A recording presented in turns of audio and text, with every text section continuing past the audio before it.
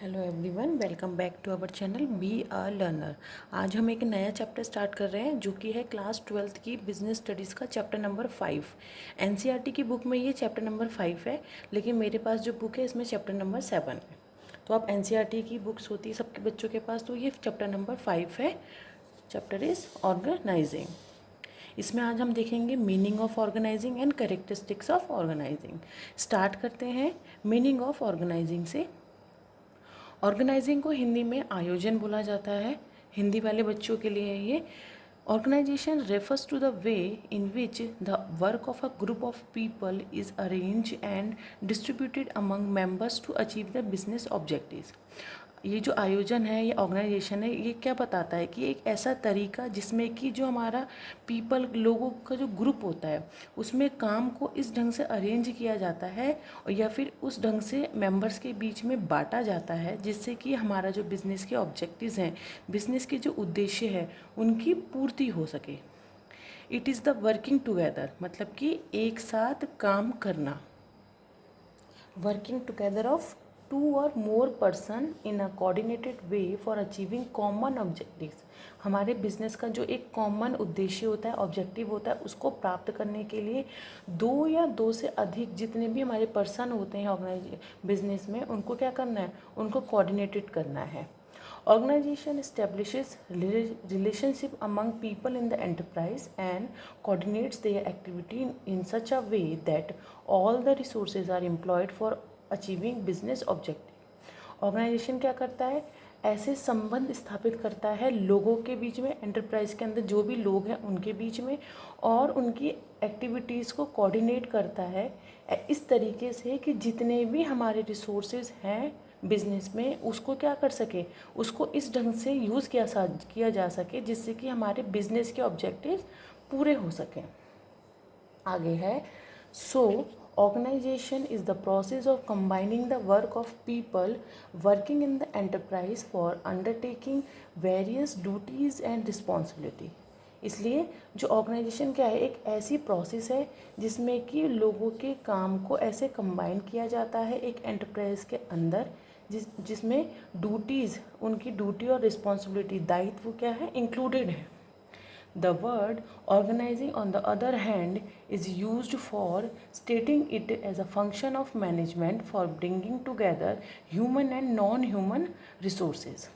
अब दूसरी तरफ अगर हम देखें तो ऑर्गेनाइजिंग का मीन्स क्या है कि जितने भी हमारे मानव और गैर मानव संसाधन हैं उनको इस ढंग से लगाना है जिससे कि, और ये मैनेजमेंट का हमारा क्या है, फंक्शन है, उसको जितने भी रिसोर्सेज हैं उनको एक साथ लगाना है। अभी रिसोर्सेज कौन कौन से हो सकते हैं, material, machinery, money. And defining and establishing the authority, responsibility, relationship for achieving organisational goal. अब जो ये हमारे रिसोर्सेज थे, human and non human resources, उनको इस ढंग से स्टैब्लिश करना है जिससे कि अथॉरिटी, अधिकार और दायित्व वाला संबंध क्या है, स्थापित हो सके, और हमारे जो ऑर्गेनाइजेशनल गोल्स हैं वो सब क्या है, अचीव हो सकें। आगे है, organisation is the adjustment of various activities for the attainment of common goal. Organisation क्या है, जितने भी हमारी बिजनेस में किसी भी इंडिविजुअल पर्सन की या एंटरप्राइज की जो एक्टिविटीज़ होती है उनको ऐसे एडजस्ट करना है कि जो हमारे बिजनेस का एक कॉमन गोल है, एक कॉमन उद्देश्य जो है उसकी प्राप्ति हो सके। आगे हम इसका सब टॉपिक देखेंगे, कैरेक्टरिस्टिक्स ऑफ ऑर्गेनाइजेशन, जिसमें कि फर्स्ट है group of person. Every business requires the service of people. हर किसी बिजनेस के लिए क्या ज़रूरी है, लोग, क्योंकि वही काम चलेंगे, काम करेंगे।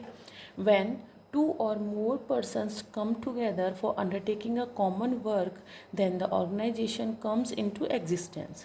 जब दो या दो से अधिक लोग एक साथ आते हैं, एक कॉमन वर्क करते हैं, तो उससे क्या होता है, ऑर्गेनाइजेशन क्या होता है, हमारा अस्तित्व में आता है। So an organisation exist with a number of person.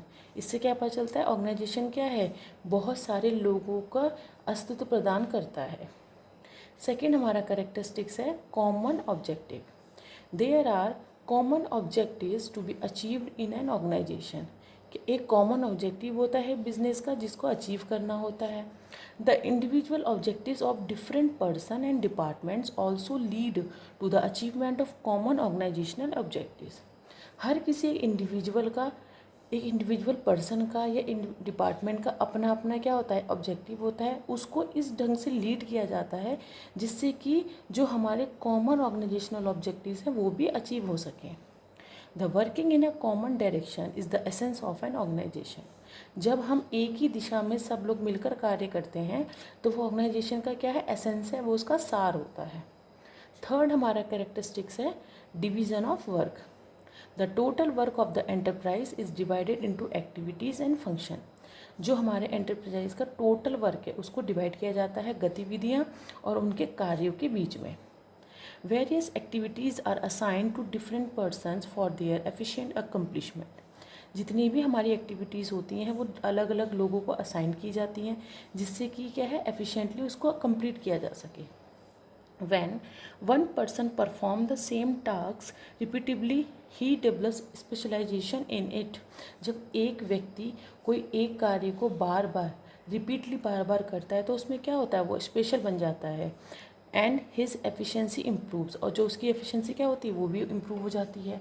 So division of work helps in achieving business goal. तो डिवीज़न ऑफ वर्क का क्या हमें मदद करता है हमारे बिजनेस को गोल्स को अचीव करने में। नेक्स्ट हमारा कैरेक्टरिस्टिक है कोऑर्डिनेशन।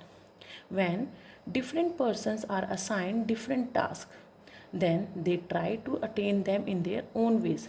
जब हम अलग अलग लोगों को अलग अलग कार्य प्रदान करते हैं तो वो उसको अपने तरीके से लेना चाहते हैं कि अपने तरीके से वो पूरा करें। Individual efforts may not go towards attainment of main business गोल। अगर हर व्यक्ति अपने तरीके से काम करेगा तो जो हमारे बिजनेस का मेन गोल है वो कभी भी प्राप्त नहीं हो सकेगा। There is a need to coordinate the activities of various persons so that their efforts lead to the main goals.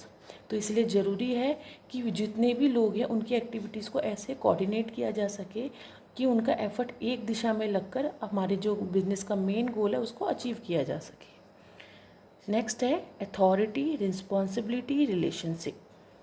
An organization consists of various positions arranged in a hierarchy with well-defined authority and responsibility. Organisation क्या करता है, ऐसी चीज़ें हमारे जो management में है, business में बहुत सारी पोजीशंस होती हैं, उनको एक हायरार्की वे में डेवलप करता है जिससे कि अथॉरिटी रिस्पॉन्सिबिलिटी पता चलती हैं। A relationship of superior subordinate is established clearly.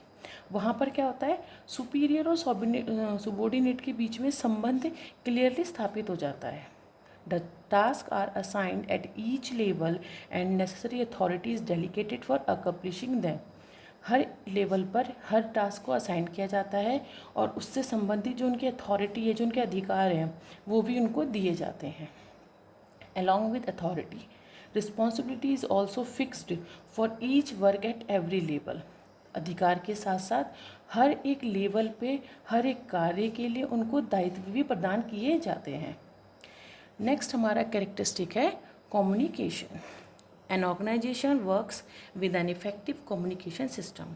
एक ऑर्गेनाइजेशन अपना कार्य कैसे करता है, एक इफेक्टिव कम्युनिकेशन सिस्टम के थ्रू। एवरी ऑर्डर और information passes on from upward to downward and reaction to the such communications go upward. हर एक ऑर्डर और एक इन्फॉर्मेशन पास की जाती है ऊपर से नीचे की तरफ, और जो उनका फीडबैक होता है या जो उनके रिएक्शंस होते हैं कम्युनिकेशन के थ्रू आती है डाउनवर्ड से upward. The communication system informs various persons the task they are to perform and performance reports from different jobs enable management to access the level of achievement. एक communication system क्या करता है, हर व्यक्ति को उसके परफॉर्म बताना है कि उसको कौन सी एक्टिविटी परफॉर्म करनी है और उनका परफॉर्मेंस रिपोर्ट क्या है, हर एक जॉब के लिए क्या करता है, वो सक्षम बनाता है कि आपको कैसे परफॉर्मेंस करना है, जिससे कि मैनेजमेंट में एक लेवल ऑफ अचीवमेंट हम प्राप्त कर सकें। नेक्स्ट हमारा कैरेक्टरिस्टिक है basic management function. Organization is the basic management function which helps in defining and coordinating various activities of the organization. अब ऑर्गेनाइजेशन क्या है, मैनेजमेंट का एक बेसिक फंक्शन है जिसमें कि इंक्लूड होता है कि जितनी भी हमारी अलग अलग हमारी एक्टिविटीज़ है ऑर्गेनाइजेशन में उसको बता सके और कोऑर्डिनेट कर सके। Various other managerial function are properly associated with organising function.